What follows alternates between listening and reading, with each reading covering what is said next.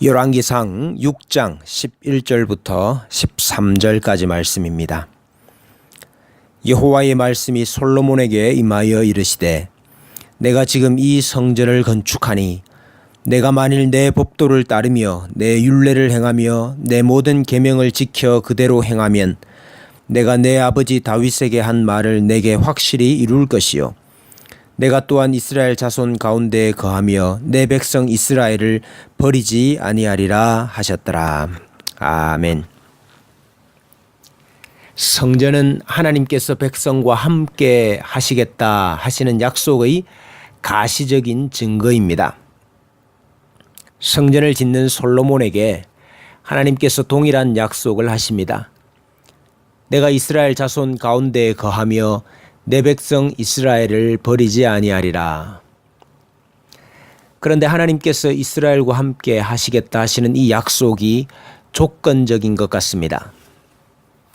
내가 만일 내 법도를 따르며 내 율례를 행하며 내 모든 계명을 지켜 그대로 행하면 내가 내 아버지 다윗에게 한 말을 내게 확실히 이룰 것이라 하셨죠. 이는 성전 건축이 하나님의 임재를 보장하거나 확보하는 것이 아니다 하는 것을 잘 보여줍니다. 동시에 우리가 궁금한 것은 하나님의 약속이 과연 조건적인 것인가 하는 문제입니다. 원래 다윗 언약은 조건적이지 않았습니다. 나는 그에게 아버지가 되고 그는 내게 아들이 되리니 그가 만일 죄를 범하면 내가 사람의 매와 인생의 채찍으로 징계하려니와 내가 내 앞에서 물러나게 한 사울에게서 내 은총을 빼앗은 것처럼 그에게서 빼앗지는 아니하리라. 내 집과 내 나라가 내 앞에서 영원히 보존되고 내 왕위가 영원히 견고하리라 하셨습니다. 여기에는 조건이 없습니다. 그러나 다윗이 솔로몬에게 왕위를 넘겨줄 때에는 조건이 따라 붙는 것 같습니다. 열왕기상 2장 1절 이하에 내 하나님 여호와의 명령을 지켜 그 길로 행하며 그 법률과 계명과 율례와 증거를 모세의 율법에 기록된 대로 지키라. 그리하면 내가 무엇을 하든지 어디로 가든지 형통할지라. 신명기 28장 말씀에도 보면 하나님 여호와의 말씀을 청종하면 들어와도 복을 받고 나가도 복을 받지만 그 말씀에서 떠나면 들어와도 저주를 받고 나가도 저주를 받을 것이라고 말씀하고 있습니다. 어쨌든 북이스라엘과 남유다는 패망하고 맙니다. 열왕기의 말씀은 1차적으로 나라가 망하여서 바벨론의 포로가 된 이스라엘 백성들에게 주신 말씀입니다. 그들의 질문은 다윗 언약은 어디로 갔는가 였습니다. 그 약속은 유효한가? 지금 이 자리에서도 소망이 있는가 하는 것이었습니다. 또한 우리가 어떻게 회복될 수 있을 것인가 하는 의문도 있었습니다. 마치 그에 대한 대답이라도 하듯이 열왕기의 제일 마지막은 여호야긴이 풀려나는 장면으로 끝이 납니다. 여호야긴은 악한 왕이었습니다. 하나님의 명령에 끝까지 불순종하여 바벨론의 포로가 되었던 사실상 유다의 마지막 왕이었습니다. 그럼에도 불구하고 하나님은 그가 포로된 지 37년 만에 옥에서 놓이게 하시고 그의 지위를 바벨론의 어떤 왕의 지위보다 높이고 일평생 왕과 함께 식사하며 모든 쓸 것을 날마다 왕에게서 받도록 해 주셨습니다. 그러한 기사로 열왕기가 끝마치게 됩니다. 하나님께서 그가 한 대로 갚지 아니하시고 은혜를 주셨습니다. 여호야긴에게 은혜를 베푸셨다면 실패한 이스라엘 백성들에게도 희망이 있다 하는 메시지를 주시는 것이죠. 그렇다면은 율법적인 요구와 하나님의 은혜는 어떻게 조화가 될 수 있습니까? 하나님께서 백성들에게 언약적인 조건과 율법적인 요구를 하실 때 그 속 의미를 알아야 합니다. 그것은 우리에게 우리의 인생을 책임지라 하는 뜻이 아닙니다. 성경이 우리에게 책임을 묻는 것은 우리를 한 인격으로 대접하시기 때문입니다. 우리가 단지 하나님의 물건이 아니라 하나님과 교제할 수 있는 인격체로 대접하고 도전하시는 것이죠. 이렇게 하라 명령하시는 것은 그렇게 하지 않을 수도 있음을 전제하는 것이 아닙니까? 인간을 하나의 도구나 기계로 보지 않으시는 것입니다. 자, 그럼에도 불구하고 우리는 하나님의 율법적인 요구와 조건을 만족시킬 수 없음을 압니다. 돌이든 나무든 종이든 위에서 떨어뜨리면 아래로 떨어집니다. 그것은 중력이라는 큰 법칙의 지배를 받고 있기 때문이죠. 마찬가지로 우리는 옳은 것을 알고 또 그렇게 하고 싶은 마음의 소원이 있음에도 불구하고 그렇게 살 수 없고 그렇게 행할 수 없습니다. 왜냐하면 우리가 인간의 전적 타락과 전적 무능력, 또 부패한 본성의 지배와 법칙을 받고 있기 때문에 그렇습니다. 결국 율법적인 요구와 조건은 우리가 하나님의 기준에 도달할 수 없는 존재임을 깨닫게 합니다. 하나님을 만족시킬 수 없는 죄인임을 고백하게 합니다. 인간의 무력함과 무능력함을 인정하게 하는 것이죠. 이것이 바로 이스라엘의 실패가 가지는 의미입니다.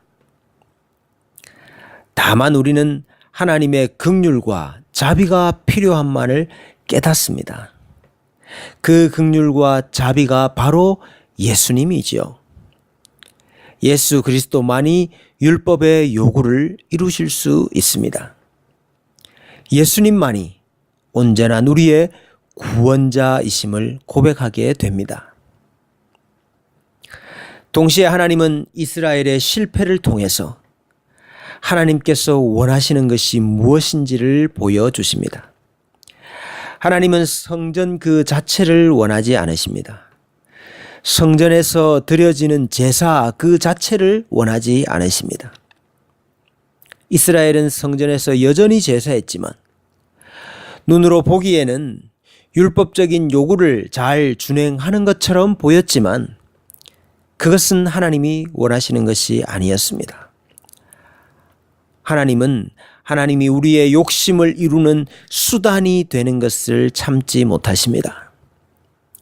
어떤 조건을 가지고 하나님을 대우하는 것을 싫어하십니다. 그것은 사랑이 아니기 때문입니다.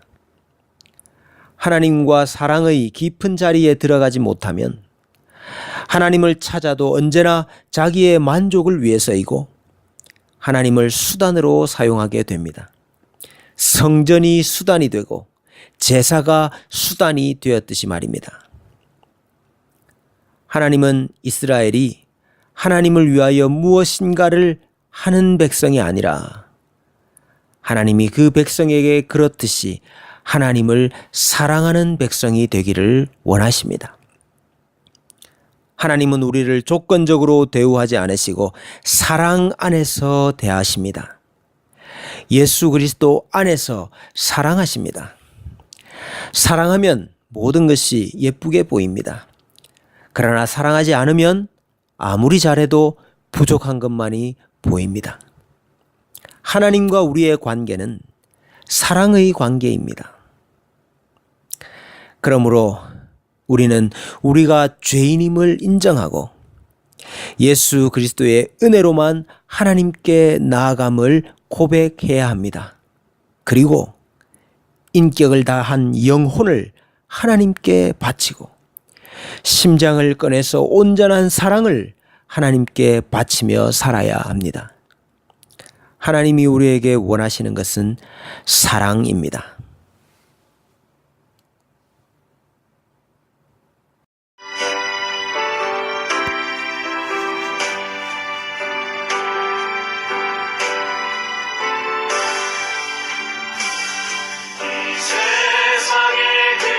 의심된 일이 많고 참 평안을 몰랐구나. 내 주 예수 날 오라 부르시니 곧 평안이 시리로다. 주 예수의 구원의 은혜로다. 참 기쁘고 즐겁구나. 그 은혜를 영원히 누리겠네. 곧 평안이 시리로다. 이 세상에 곤고한 일이 많고 참 쉬는 날 없었구나. 내 주 예수 날 사랑하시오니 곧 평안이 시리로다. 주 예수의 구원의 은혜로다. 참 기쁘고 즐겁구나. 그 은혜를 영원히 누리겠네. 곧 평안이 시리로다.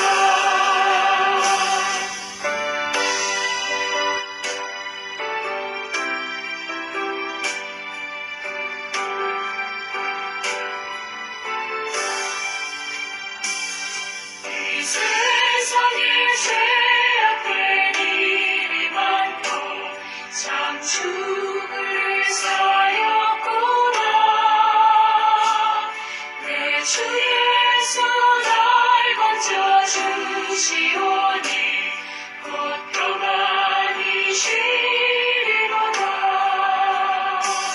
주 예수의 구원의 은혜로다.